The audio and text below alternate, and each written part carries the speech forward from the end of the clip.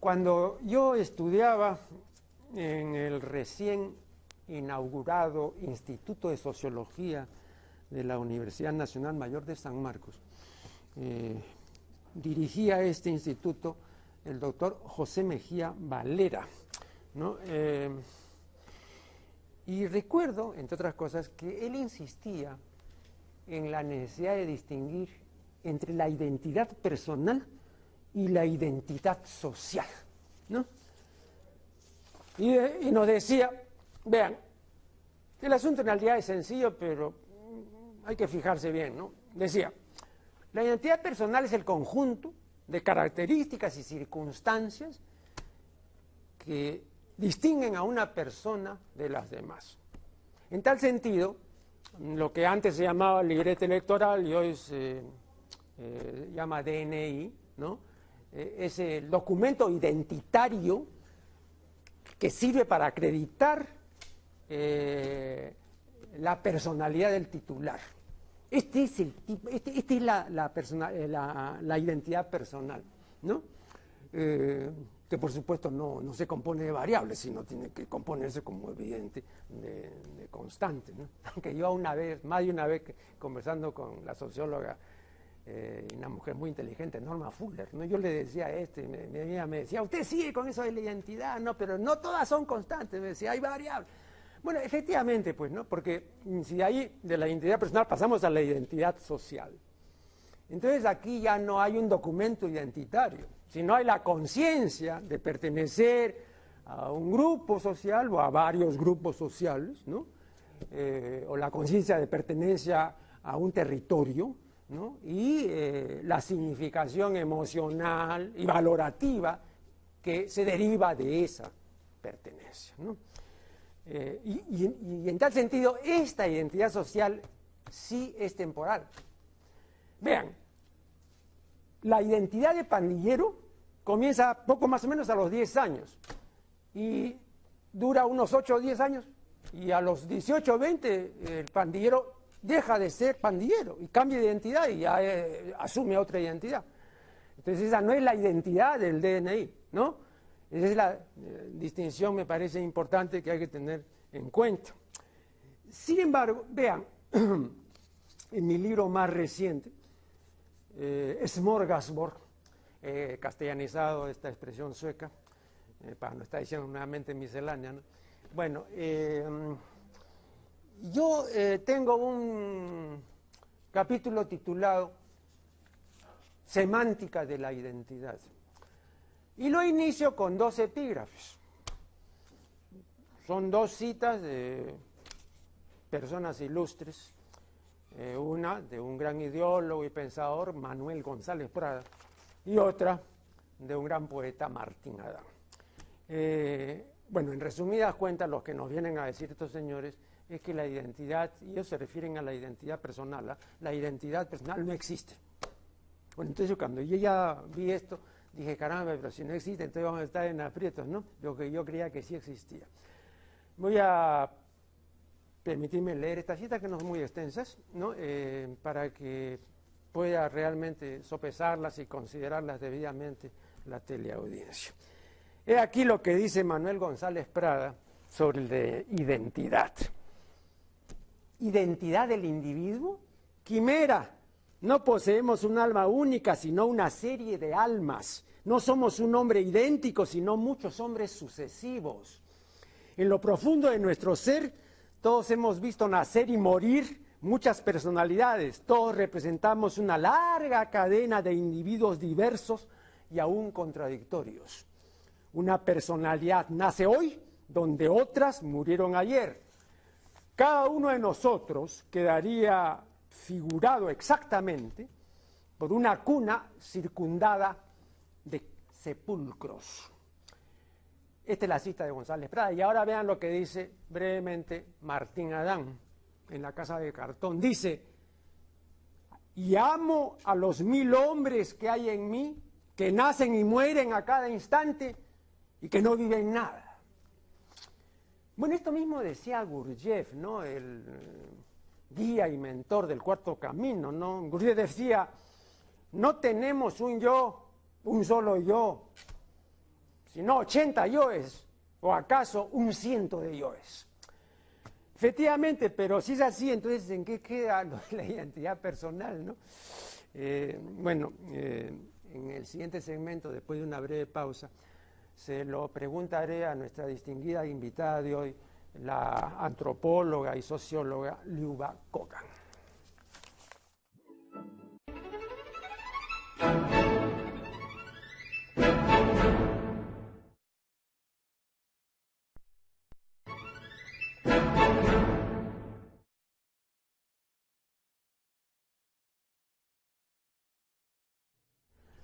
Bien, como ya había anunciado, hoy está con nosotros la doctora Liuba Kogan, que es antropóloga, socióloga y jefa del Departamento de Ciencias Sociales y Políticas de la Universidad del Pacífico. Acaba de publicar el libro titulado El deseo del cuerpo, mujeres y hombres en Lima. El deseo del cuerpo, este es el libro de Liuba Kogan.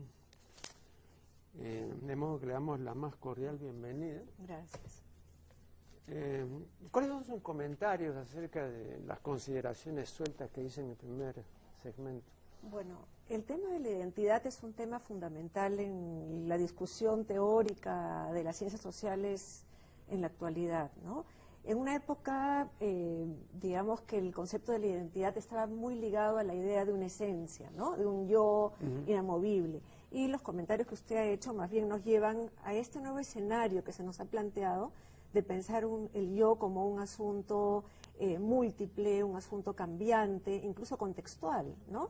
Depende frente a quién está uno, en qué contexto está uno, para que actualice ciertos elementos de su propia identidad. Ni siquiera con la idea de que una personalidad muere para dar pie a otra, sino incluso la posibilidad de tener varios yoes conviviendo a la vez. Ahora, hay asuntos que uno podría decir que forman parte de su identidad más profunda, ¿no? Por ejemplo, lo que Ricoeur llamaba el idem, ¿no? Esto que nos acompaña profundamente a lo largo de nuestra vida y que difícilmente va a cambiar, ¿no? Desde cuestiones que tienen que ver... ¿Cómo se podría traducir la mismidad? La mismidad, ¿no? Y tiene que ver con esto, un núcleo duro, por decirlo de alguna manera. Usted sabe que Voltaire en francés, inventó el vocablo memté, ¿no? O sea, esto de mismidad, ¿no? Para significar lo mismo, ¿no? Este carácter de lo idéntico. Lo idéntico, lo que no cambia, y tiene que ver con cosas muy básicas, como por ejemplo nuestro nombre, el lugar de nacimiento, quiénes son nuestros padres biológicos, ¿no? Que es un poco lo que usted decía, lo que está en nuestro DNI, ¿no? Y otros elementos que pueden ir cambiando, incluso curiosamente el lugar de nacimiento es mucho más difícil o sea, no va a cambiar, aunque alguna gente puede cambiar hasta su sexo, ¿no? Claro. Hay cosas que van cambiando y otras que no, pero esto que aprendemos en la infancia temprana va a formar una especie de núcleo duro, ¿no? Que va a ser algo así como nuestra identidad básica. Sin embargo, luego vamos narrando en diferentes circunstancias y vamos actualizando y construyendo diferentes yoes, ¿no? Ipseidades, ¿no? Cuestiones que van cambiando y transformándose. Entonces, digamos que lo que ahora podríamos decir es que la idea de identidad es de una gran complejidad, ¿no? Digamos que la identidad, a diferencia de los roles, sí vendría a ser algo que uno introyecta, que uno hace suyo, que uno construye internamente, ¿no? Es decir, cuando le responden, cuando le preguntan quién eres y uno tiene que decir algo, está hablando de algo muy profundo.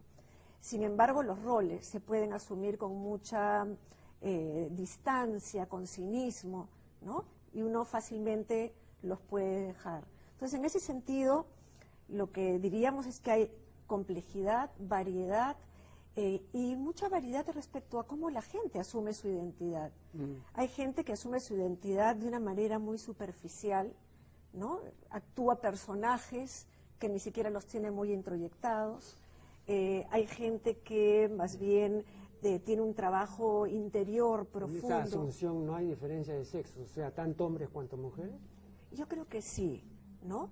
Digamos que, sobre todo en las generaciones más jóvenes, cada vez se ve menos diferencia.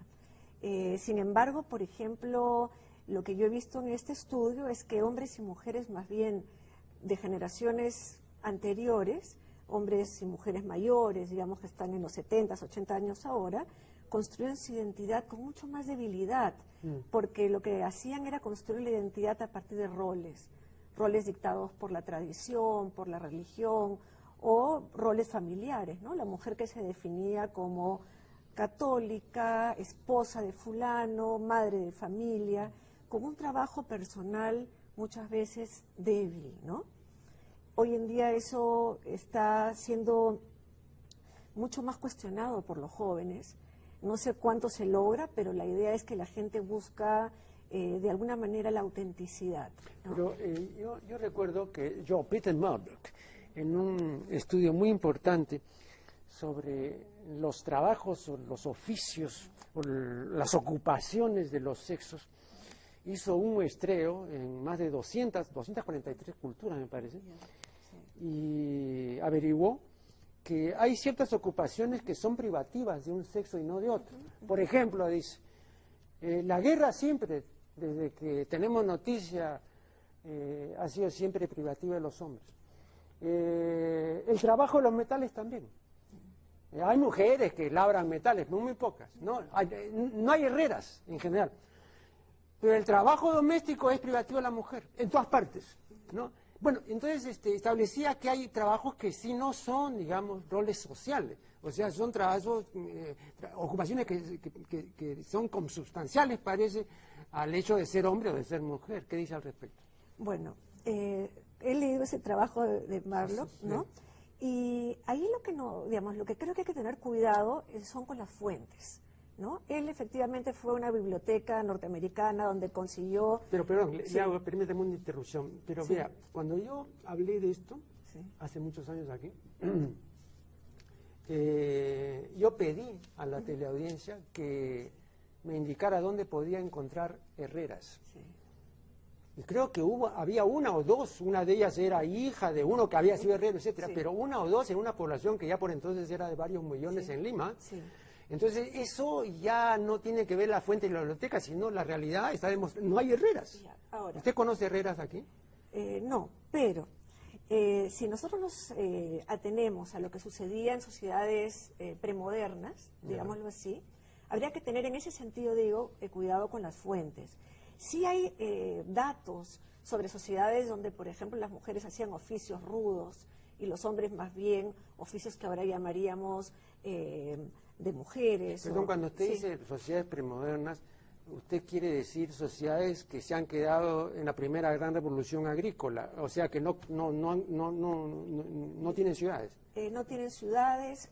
No, pero es una diferencia bien importante. No conocen la revolución urbana. No han pasado por un mundo industrial, etcétera, ¿no?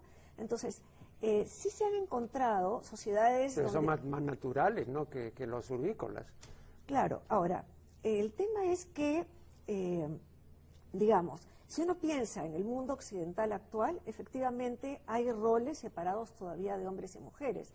Y les pongo un ejemplo bien interesante. Pero perdón, lo que yo digo es, o sea, ¿usted no cree que, por ejemplo, la guerra es privativa de los hombres?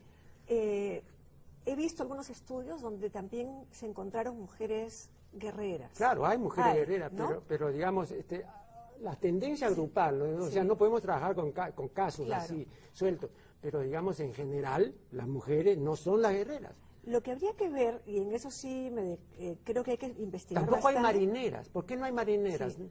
Ahora, es bien difícil hasta ¿Sabe ahora? por qué no hay marineras? Porque, y eso lo dice la OIT, porque ha publicado investigaciones de que por qué la Marina de todo el mundo no admite a las mujeres.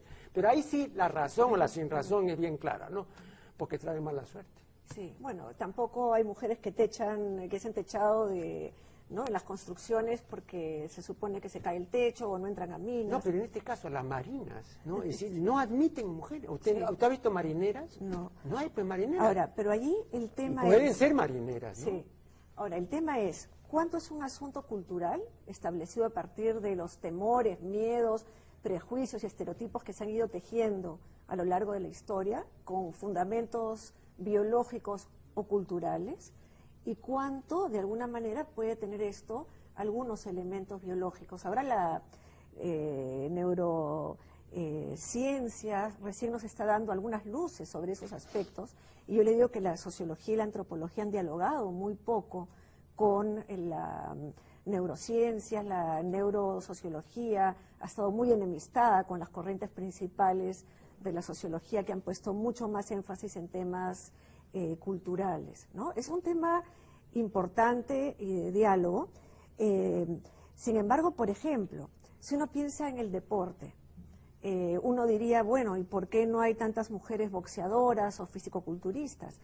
Se han dado casos de mujeres que han desarrollado una musculatura impresionante, que uno las mira y dice, no puede ser una mujer, han sido descalificadas en concursos de fisicoculturismo porque han dicho, no, ya, esto es demasiado, no pueden ser mujeres. Sin embargo, los comentarios que van en relación a esto es que todavía la sociedad le está exigiendo a las mujeres, ¿no?, que cuando hacen deporte no desarrollen tanta musculatura, que preferentemente se desarrollen en deportes que implican cierta gracia o esbeltez, como la gimnasia rítmica, claro, etcétera, y no determinados deportes donde las mujeres empiezan a entrar, ¿no?, y de alguna manera a crear un cierto caos y desorden en el imaginario, ¿no?, que tenemos respecto a qué significa ser un hombre o una mujer. Le doy un dato con respecto a las mujeres boxeadoras. Varios especialistas se han preguntado efectivamente por qué no hay mujeres boxeadoras. Y yo creo que no las hay porque para boxear hay que formar puño. Y el hecho de formarlo es un carácter sexual secundario que no es propio de la mujer.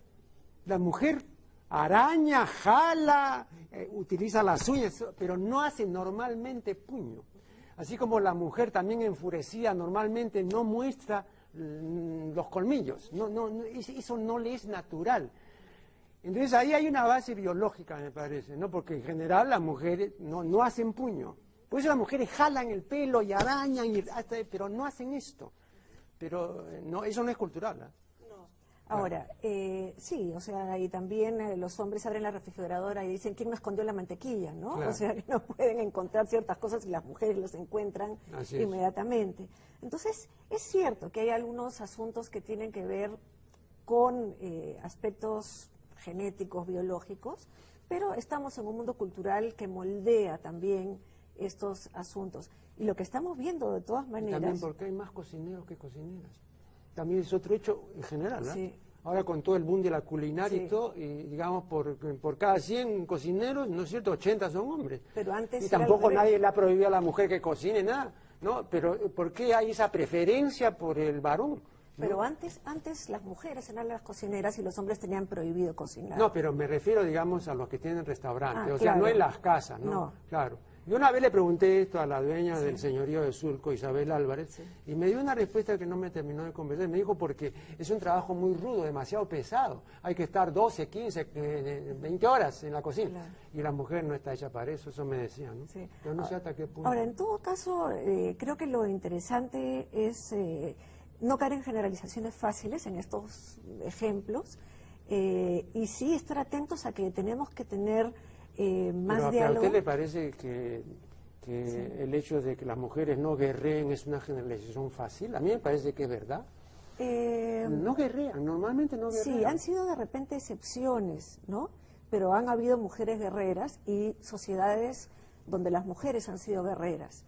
El tema que a mí me preocupa es cuánto de las etnografías o de la información que tenemos nos haya llegado adecuadamente. Ahora, lo que sí es verdad, le digo esto, que la mujer en condiciones excepcionales es mucho más guerrera y mucho más radical que el hombre. Claro. Por ejemplo, pensemos solamente en las mujeres de sendero. Sí. eran peores que los hombres, ¿no? O en las caporales de los campos de concentración nazi eran peores que los caporales, claro, pero en condiciones excepcionales. Sí. Ahora, por eso habría que estudiar cuáles son los contextos sociales que permiten el desarrollo o no de estos roles sociales en hombres y en mujeres, ¿no? O sea, eso es lo que yo creo que resulta importante. O sea, digamos que las capacidades las podemos desarrollar, si bien, digamos, no necesariamente sea un asunto genéticamente adscrito con más facilidad a hombres o a mujeres. Pero sí hay casos, ¿no es cierto?, de excepción, donde pero el tema es por qué se le permite a ciertos grupos ciertas cosas y no otras. En una época que una mujer montara bicicleta era una cosa terrible, ¿no? Y ahora todas montan bicicleta.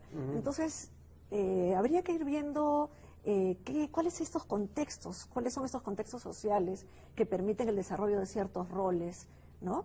Y, de paso, también cómo se van construyendo las identidades en contextos sociales diferentes. Por ejemplo, el hecho de las redes sociales y el Internet, cómo está influyendo en la construcción de identidades en los jóvenes, a diferencia de personas de otras generaciones, ¿no?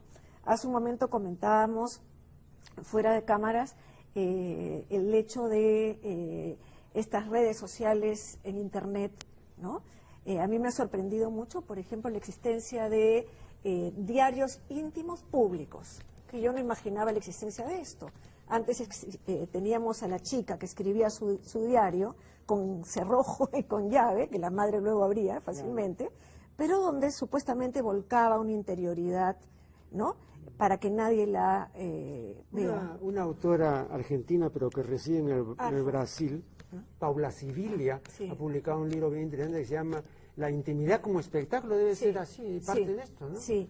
Y también hay otra autora argentina muy interesante, Leonora Arfug, ¿no?, que habla sobre el espacio biográfico. Así es.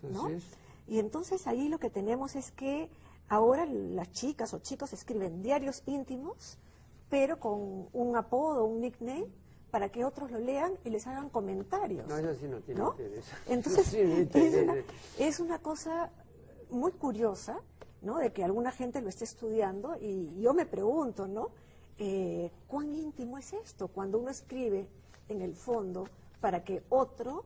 Para publicarlo, ¿no? Para publicarlo. No, y además, ¿qué interés puede decir esto? Si fuera algo de calidad, ¿no? Y usted sabe perfectamente, como persona inteligente y culta, que la calidad es un bien precioso. La gente cree que hay calidad en todas partes. Vea, Sturgeon decía con mucha razón que en el mundo hay un 10% de calidad y que el resto, francamente, es basura, ¿no? Vamos a hacer acá un segundo corte y ya volveremos.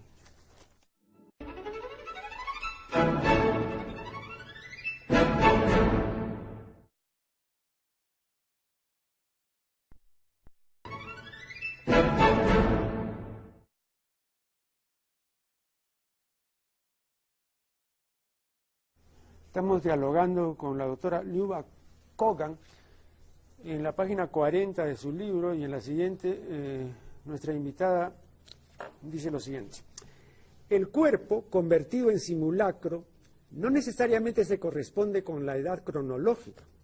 El parecer se hace más importante que el ser, al mismo tiempo que las cirugías estéticas y diversos tratamientos cosméticos facilitan el ideal de juvenilización. Bien, pero me permitiría decir a mi invitada que este ideal de juvenilización no tiene mayor historia, ¿no? O lo que es lo mismo, tiene tan poca historia como la importancia, por ejemplo, que hoy se le da a la niñez o a la necesidad de que se combinen el amor, el sexo y el matrimonio. O sea, es una historia bastante corta, ¿no? Todas estas son ocurrencias del siglo XX, ¿no? Como usted bien sabe, antes ser joven era una desventaja. Y este punto lo ha documentado convenientemente Stefan Zweig. Y recuerdo también que ha hecho observaciones muy interesantes el polígrafo español Gregorio Marañón, que ha dicho, entre otras cosas, que el elogio de la juventud siempre lo han hecho los viejos. Y efectivamente, pues nunca los jóvenes han hablado bien de sí propios, ¿no? La pregunta es, ¿por qué hoy este realce de lo juvenil y este encumbramiento de la juventud? Sí. Bueno, una hipótesis que podría ayudar a entender por qué digamos, ideal juvenil como algo tan valioso, tiene que ver, me parece, con el sistema económico neoliberal, ¿no? De alguna manera lo que se busca son trabajadores siempre dispuestos a trabajar, que no se cansan, que pueden estar contentos y felices permanentemente. La idea de un cuerpo fitness, de una gente siempre alegre, ¿no? Es decir, la falta de interioridad, porque fíjese que el envejecimiento implica memoria, implica añoranza, implica sabiduría, implica de alguna manera capacidad de control sobre el propio yo, ¿no? Entonces, más bien la juventud implica siempre ejecutivos moldeables, dispuestos al permanente aprendizaje, a la no crítica, a ser moldeados de acuerdo a las necesidades de un sistema económico, ¿no? Que exige ello. Incluso muchas de las empresas desvalorizan a aquel trabajador o gerente que empieza a mostrar signos de envejecimiento corporal, ¿no? Pidiéndoles más bien, directa o indirectamente, que se hagan cirugías plásticas o que se sometan a ciertos tratamientos. Entonces, hay ahí una valoración de la juventud como un correlato, ¿no? De este mundo neoliberal que exige un trabajo permanente, un aprendizaje permanente. Muchos gimnasios, incluso en su publicidad, dicen que no descansan ningún día de los 365 días al año, ¿no? Y que después de comerse un panetón en Navidad, vaya usted a hacer gimnasia, ¿no? Entonces, yo creo que va por allí. En la página 73 veo que usted manifiesta lo que leeré a continuación. Dice, la provocación y contestación juvenil no se producen hoy desde la vertiente crítica. Se asentarían en una revolución de lo trivial, la valoración de la mundanidad y el espectáculo con su impacto directo en la apariencia y finalmente la explosión narcisista del comportamiento. Ahora, la trivialización de la existencia es un hecho, pues, patente, ¿no? Y que no tiene vuelta de hoja y que se ha incrementado considerablemente con la era digital, ¿no? Lo que yo he llamado la desubstanciación del ser humano llega hasta tal punto que el señor William Gates, el hipocorístico de este individuo es Bill, el señor William Gates, uno de los hombres más ricos del mundo, ha excluido del índice temático de sus libros la palabra hombre, persona, ser humano, ¿no? Entonces, lo importante son las máquinas, lo importante es la tecnología, la creación de nuevos programas, la creación de más prótesis o adiciones de nuestros sentidos y facultades. Entonces, por eso pues tuvo razón Freud cuando dijo que el hombre era el dios de la prótesis. Sin embargo, como usted sabe, el hombre cuanto más protético es, tanto más desubstanciado resulta, ¿no? La vida interior se empobrece, ¿no? Y también la capacidad de ensimismarse, ¿no? De reflexionar, de concentrarse, ¿no? Tenemos un dentro, un intus, pero ahora todo está volcado hacia la exterioridad, ¿no? Entonces somos extravertidos. ¿Usted cree que esta situación es reversible? Yo creo que no, pero aquí lo importante es lo que usted opina. Bueno, yo concuerdo en esta idea de que hay una trivialización, una banalización, una extroversión, se vive hacia afuera, ¿no? Es muy difícil incluso para los jóvenes construir este interior, y quien es un joven muy pensante, que se toma un tiempo o es crítico para dar una opinión, es mal visto, ¿no? La socialización permanente es algo, ¿no? Y inmediata, es algo que los jóvenes en general valoran, incluso los jóvenes instruidos o jóvenes que están, digamos, formándose en una universidad. Y qué equivocación, ¿no? Porque seguramente usted conoce perfectamente el libro de Vivian Forrester, el horror económico. Ella en la última parte dice que hay toda una concertación para atacar a la inteligencia y al pensamiento, porque saben perfectamente lo del orden establecido que no hay nada más subversivo que el pensamiento. Ahora, hay que apagar eso. Sí. Ahora, por otra parte, una cosa que creo que hay que pensarla para no ser tan pesimistas, aunque en general uno puede ver esta tendencia, ¿no?, a que la crítica... ¿Usted está diciendo que usted es optimista? A veces, ¿no? Pero... digamos, o como Bryce, ¿no?, un pesimista que quiere que las cosas salgan bien. Sí, pero digamos que como estoy en mucho contacto con jóvenes, Yeah. puedo tener la capacidad a veces de leer algunas cosas que se me pueden escapar desde mi visión más generacional y pesimista. O sea, yo viendo desde mi generación lo que se está dando ahora, digamos, yo tengo una visión pesimista, pero los jóvenes me están enseñando también algunas otras cosas, que las pongo entre comillas y con signos de interrogación, pero que me dan alguna luz eventual. Por ejemplo, ¿en qué medida el espectáculo, las performances artísticas o la, digamos, actuación más espontánea de los jóvenes podría incubar algún tipo de rebelión, de repente no un pensamiento tan articulado, pero sí de una presencia de alguna manera subversiva, ¿no? Es decir, si bien no hay es más difícil que los jóvenes articulen discursos críticos, muy estructurados, muy fundados en documentos, etcétera. Usted cita aquí a una persona que estuvo aquí hace unos años, cuando acababa de publicar, me refiero a Sandro Ventura, Sí. ¿no? Y él dice que la juventud no es contestataria, ¿no? La juventud no es contestataria. En general no es contestataria, pero hay ciertos grupos. Si yo puedo pensar en ciertos grupos teatreros o en gente que espontáneamente sale a hacer algunas performances en ciertos momentos políticos. No digo que la juventud en general, ¿no?, hay una tendencia a ser contestataria, no. Pero sí creo que hay ciertos grupos de jóvenes involucrados en el teatro, involucrados en ciertos aspectos que podrían tener y que de alguna manera tienen un papel contestatario. ¿Usted rescataría eso? Yo rescato eso. No son la mayoría, no es, digamos que ellos bogan en contra de lo que puede ser una tendencia, pero sí conozco jóvenes que se mueven incluso mundialmente, que organizan ciertos eventos. Nunca podrían ser una mayoría. No, pues, como en verdad nunca lo han sido en otras épocas. No, y no conviene que lo sean tampoco, No. porque ya si es mayoría, ya... Estaríamos en otro mundo, sí. No, y además no es... No, le repito, yo siempre insisto en que la calidad no es democrática, no es mayoritaria. Y además implica mucho esfuerzo, o sea, pensar, leer Así es. y construir identidad implica trabajo, Claro. ¿no? Y digamos que no necesariamente estamos acostumbrados a ese tipo de esfuerzo. Recuerde lo que decía Gurdjieff, ¿no? Hacemos en nuestra vida los mayores esfuerzos para no hacer ningún esfuerzo. Sí.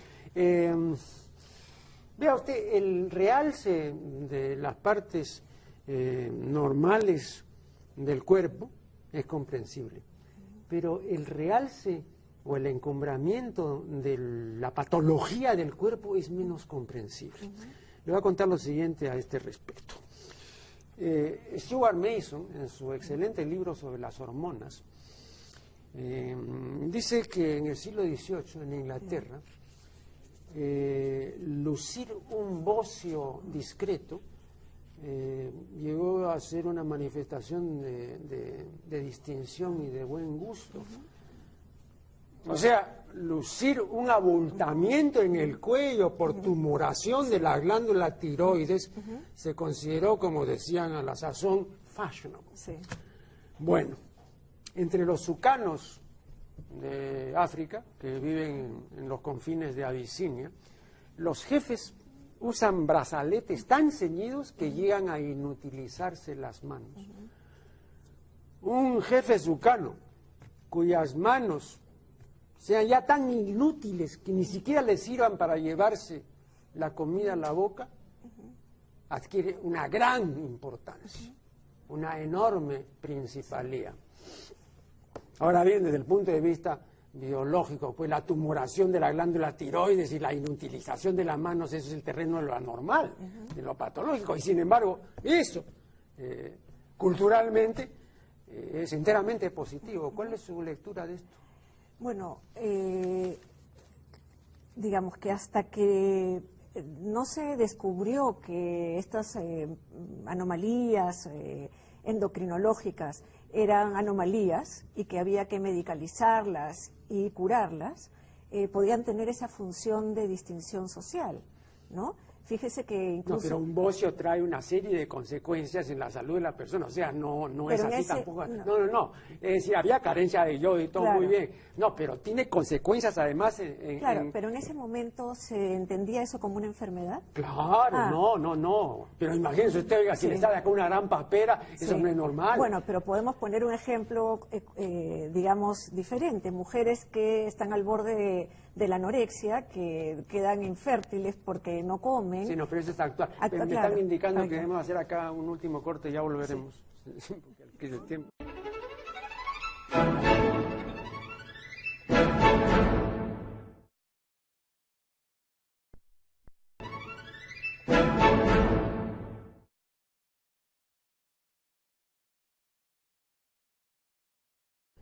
Estamos dialogando con Liuba Kogan. Vea, Francisco de Goya y Lucientes nació en España, pero no murió en España, sino en Francia, en Burdeos, a los 82 años de su edad. Cuando en 1919 repatriaron sus restos mortales, descubrieron que el cadáver había sido decapitado. Hay hasta 3 explicaciones de esta decapitación, pero no voy a entrar en ellas, yo las expongo en mi libro Smorgasbord, ¿no? Pero simplemente quería dejar este hecho, ¿no? Sobre el tapete, ¿no? La decapitación del cadáver de Goya. Menciono otro caso. Doroteo Arango, alias Pancho Villa, el famoso revolucionario mexicano, murió en 1923. Y poco después, 1 o 2 meses después de su enterramiento, los admiradores y seguidores de Villa profanaron su tumba, sacaron el cadáver y lo decapitaron y se llevaron la cabeza para que ésta los siga inspirando en sus reclamaciones y afanes revolucionarios, ¿no? En 1977 murió Charles Chaplin y poco después, yo en esa época recuerdo que le hice una entrevista al doctor Luis Alberto Sánchez sobre la muerte de Chaplin y él me decía, Chaplin, Charlot, fue el payasito de la Belle Époque. Pero 2 o 3 meses después profanaron la tumba de Chaplin y se llevaron el cadáver y jamás pidieron una recompensa. Y nunca se supo por qué se robaron el cadáver, aunque se sospecha por qué, ¿no? Porque habrá sido pues un gran cómico, pero en la vida diaria de una persona tan inaguantable como Walt Disney, ¿no? Bueno, el cadáver del célebre compositor y pianista Frédéric Chopin no fue decapitado, pero sí fue descorazonado por orden expresa de Chopin, que pidió que su corazón fuera a su querida Varsovia, y ahí está el corazón en un corazonario en la iglesia de la Santa Cruz, ¿no? Yo en mi libro publico una ilustración del corazonario de Chopin, pero su cuerpo está en el cementerio parisiense de Père Lachaise, ¿no? Bien, yo menciono estos casos porque la cabeza y el corazón, y le pregunto, ¿representaban en esos casos los cuerpos de esos personajes o eran solamente la cabeza y el corazón? Digamos que las partes del cuerpo representan culturalmente aspectos muy importantes, ¿no? De repente, para los jóvenes ahora, pensar en, digamos, yo podría ponerles otros ejemplos de mujeres que están decapitando, ya hasta en vida, ¿no? Los órganos masculinos de los hombres, ¿no? Y entonces, de alguna manera, siempre el corazón ha significado ciertas cosas socialmente, la cabeza otras cosas, enterrar al cuerpo boca abajo, otras cosas. Pero es yo decir, le quiero decir, sí. permítame Sí. una interrupción, doctora. Yo menciono estos hechos porque he podido comprobar de que sistemáticamente han sido ocultados. Y cuando he conversado con personas incluso muy relacionadas con la música o con la pintura, Goya pues fue un extraordinario pintor y Chopin un extraordinario compositor. No sabían que Chopin había ordenado expresamente que le quiten el corazón y que el señor Goya tenía, pues sí, lo decapitaron. Ahora, ahí hay un tema, digamos, de la sacralidad del cuerpo, Exacto, ¿no? eso es lo que le quería decir. Ahí hay un tema muy importante de la sacralidad del cuerpo, ¿no? Y de esta idea de no profanarlo, ¿no? E incluso, digamos, a veces hay casos que se han dado interesantes de familias disputándose cadáveres, ¿no? Y esto implica, pues, quién tiene más poder sobre quién debe enterrar al cuerpo, pero en general ahí hay un tema de sacralidad y de este tema de no cercenar el cuerpo, de la integridad del cuerpo. Un tema... pero a propósito de eso, en los Estados Unidos y en otras partes, pero sobre todo en los Estados Unidos, existen clubes de histerectomizadas. La mujer histerectomizada que carece ya de matriz, de útero, es una mujer disminuida en el sentir masculino o en la visión machista del asunto. En España, despectivamente a estas mujeres histerectomizadas se les llama mujeres huecas, ahuecadas. Y mujeres no solamente que en el sentir español no pueden concebir, sino que además son eróticamente, lo cual es falso. Pero se les desprecia. Y no tienen, que yo sepa, clubes que las reúnan y que entre ellas se apoyen y que no se depriman, etcétera, ¿no? Entonces, ¿pero por qué este desprecio? Porque han perdido la matriz. Bueno, y fíjese que se trata de asuntos que no son visibles, ¿no? O sea, a diferencia de alguien que le pueda pero si le han sacado la matriz, generalmente por cancerización, ¿no? Eso, ¿por qué la va a disminuir como mujer? Para nada. Pero para el hombre sí, para el hombre término medio, ¿no? Bueno, en general hay una visión de la mujer como objeto sexual y como objeto erótico, ¿no? Y supuestamente más allá de la edad reproductiva o digamos de la belleza, de una belleza también muy particular de la mujer en la edad reproductiva, aparentemente perdería valor. Hay estudios bien interesantes, aquí menciono uno de una antropóloga Nadic, que hace un estudio con mujeres mexicanas que se reúnen en una especie de club, ¿no? De mujeres que ya son viudas o mayores, a tomar, a drogarse, a hacer rituales, ¿no? Y a mostrar el poder que tienen. Son vistas incluso con temor dentro de sus comunidades, ¿no? Y son mujeres que muestran cómo recuperan un poder cuando deciden no ser víctimas de esta mirada masculina, ¿no? También hay casos de algunas antropólogas francesas que hablan de las mujeres de corazón de hombre, ¿no? Que son mujeres mayores en algunas culturas muy tradicionales que al quedar viudas deciden casarse, juntarse con hombres más jóvenes, donde ellas tienen poder, ¿no? Entonces, sí, en el mundo occidental uno puede ver que la mujer va a dejar de ser vista como un objeto de deseo en términos de que no es, digamos, no está en etapa reproductiva o no tiene esta belleza de la juventud. Sin embargo, las mujeres empiezan también... Pero entonces, ¿usted se está refiriendo a las brujas? Bueno, también, digamos unas brujas del siglo XX. No, pero la bruja del siglo XX, por ejemplo, aquí a una Josie Díez Canseco le dicen la brujita, pero está mal dicho, ¿no? Porque, digamos, la imagen de la bruja de una mujer vieja que tiene malas artes, etcétera, ¿no? Y ella es simplemente alguien que habla de lo que va a venir, del futuro, ¿no? No, pero acá, digamos, no se trata de unas brujas malas y feas, sino de mujeres, porque, digamos, la vejez se ha tendido a ver en las mujeres como algo feo y malo, obsceno, ¿no? Porque cuestiona el orden. Y una mujer, digamos, de cierta edad y con poder, que ya no le interesa la mirada masculina y que no la domina, causa terror en los hombres, ¿no? Sin embargo, ahora tenemos, por ejemplo, otro modelo de mujer, que sería el de la mujer, por ejemplo, poderosa, empresaria, que más bien tiene, como se llama ahora, su toy boy, ¿no?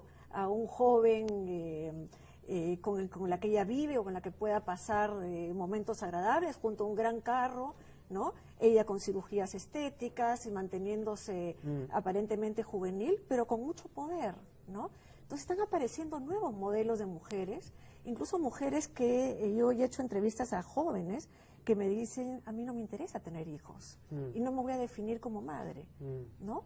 Sino más bien quiero construirme como una mujer poderosa en términos profesionales. Entonces yo lo que diría es que el cuerpo da mucho que hablar en términos de, por un lado, cómo es visto el cuerpo, y por otro lado también un tema muy interesante que ha planteado es la integridad del cuerpo, ¿no?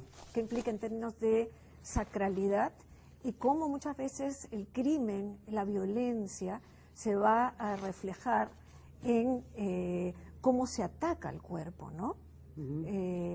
Si se lo desmiembra, qué parte del cuerpo se saca, qué parte del cuerpo se esconde, se bota, ¿no? Esto implica también está ligado a imaginarios muy fuertes de la sociedad. Bueno, desgraciadamente me indican que el tiempo ya se ha cumplido, de modo nuestro más cordial agradecimiento a la doctora Liuba Kogan, y con ustedes será hasta el programa siguiente.